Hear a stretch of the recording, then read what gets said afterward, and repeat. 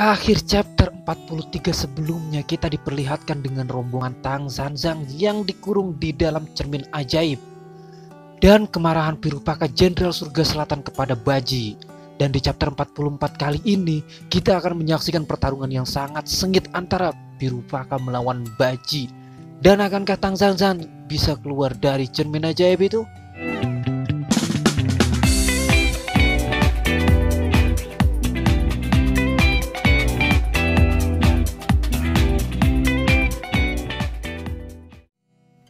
Oke guys, sebelum melanjutkan chapter sebelumnya, di sini kita sedikit dikasih flashback 3 hari yang lalu.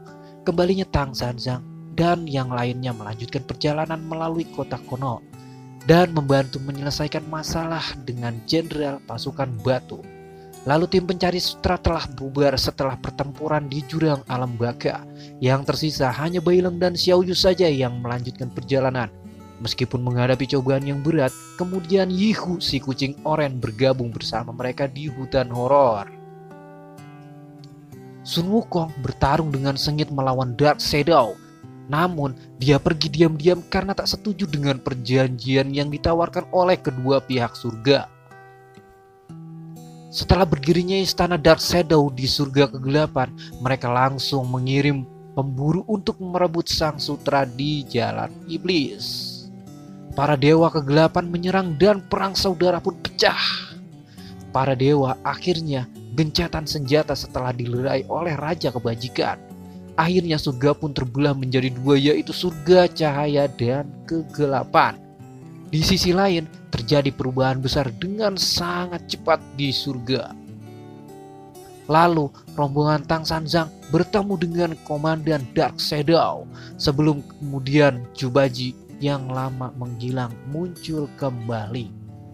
Baji yang kuat dan marah mengalahkan Shadow Sky of Fall Star dan Zizian King Kong. Dan dia adalah sang Raja Surga Selatan Dark Shadow, yaitu Virudaka. Di saat itu juga salah satu Dark Shadow muncul. Nah, dan di sini Virudaka yang marah besar berkata, hanya tinggal siluman babi yang tersisa seorang diri. Apakah kau masih ingin melawanku dengan luka seperti itu? Kau bukanlah tandinganku. Apakah kau tak takut mati? Baji pun menjawab bahwa mungkin usianya juga sudah tak akan lama lagi. Xiaoyu, serahkan saja ini padaku. Dan Baji pun langsung bergegas menyerang sambil berteriak, Raja Surga macam apa kau ini? Kau salah besar karena telah meremehkanku, babi. Akan kutunjukkan padamu kekuatanku yang sebenarnya, ucap Pirupaka. Menikmati berburu itu terkadang menyenangkan. Sekarang untuk mengatasi monster seperti ini, harta apa yang sebaiknya kugunakan? Oke, akan kupakai ini saja. Check of hunting. Bam! Di sini Baji pun langsung terkurung ke dalam sangkar besi milik Virupaka. Xiaoyu pun langsung berteriak, hati-hati Baji. Namun kandang hewan seperti ini saja tidak akan bisa mengurungku, ucap si Baji.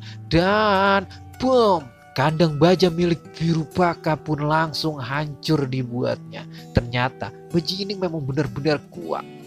Virupaka pun bilang bahwa Baji ini memang benar-benar mengganas dan Virupaka tidak akan membiarkan tetap hidup.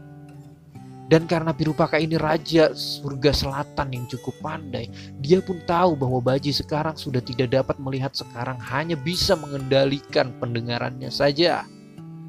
Dan dia memanfaatkan situasi ini dan mengeluarkan salah satu hartanya yang unik, yaitu Hedewin of Woman Ghost. Kekuatan ini suaranya sangat tajam dan memekatkan.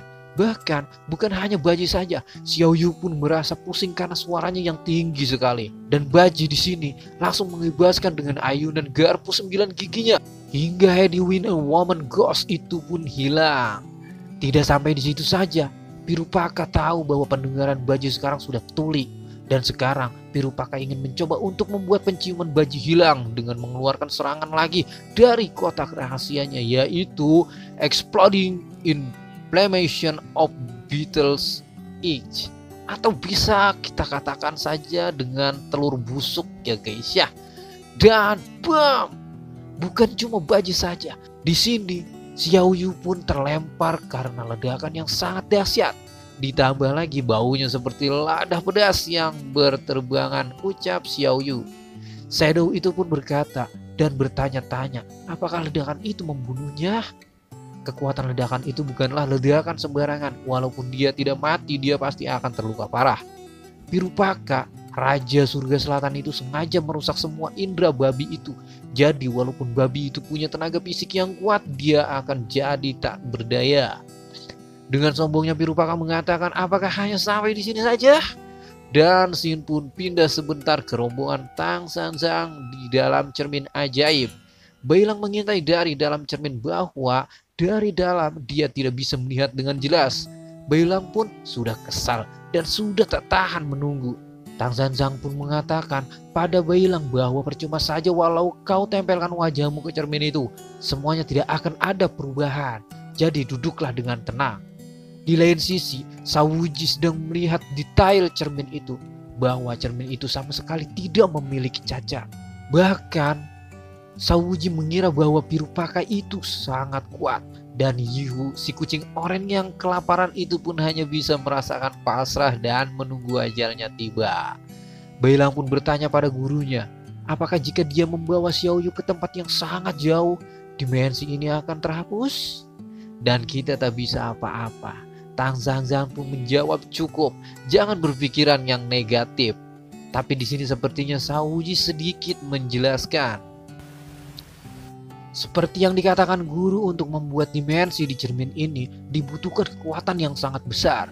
Dia tak akan bisa mempertahankan untuk waktu yang lama.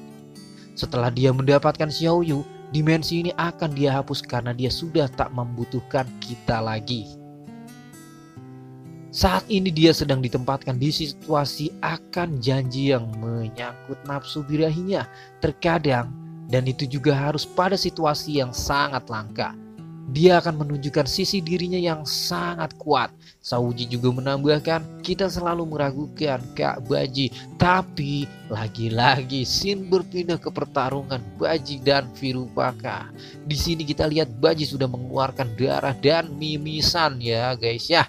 Sampai Xiaoyu pun agak sedikit kaget. Baji mengatakan dia akan jadi sangat sulit dikalahkan.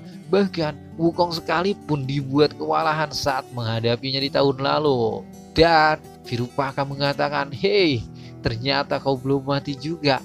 Daya tahan seekor hewan buas itu juga sudah aku perhitungkan. Tapi dia sudah tak dapat menjawabmu lagi Xiaoyu. Xiaoyu pun langsung bilang, kenapa? Karena teriakan hantu wanita angin sudah membuatnya menjadi tuli. Dan serbuk ledakan itu sudah merusak penciumannya.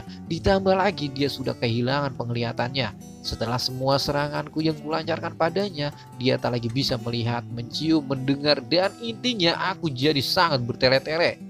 Babi ini sekarang sudah seperti mayat berjalan. Dia tak akan lagi bisa merespon yang ada di sekelilingnya. Dan Xiaoyu pun tetap berteriak memberikan semangat untuk Baji. Ju Baji, semangatlah, jangan mau dikalahkan semudah itu. Sini kau, maju, ucap Baji. Dan bersambung. Sepertinya si Shinji chapter 44 ini akan Mimin jadikan 2 bagian saja ya, karena terlalu panjang ceritanya. Dan buat kalian yang masih terus penasaran sama cerita ini, pantengin terus channel Mimin ya. Jangan lupa subscribe dan aktifin juga loncengnya ya, biar kalian gak ketinggalan keseruan lainnya dari channel ini. Dan jangan lupa juga untuk like biar Mimin tambah semangat uploadnya. Mimin di sini pamit, bye bye.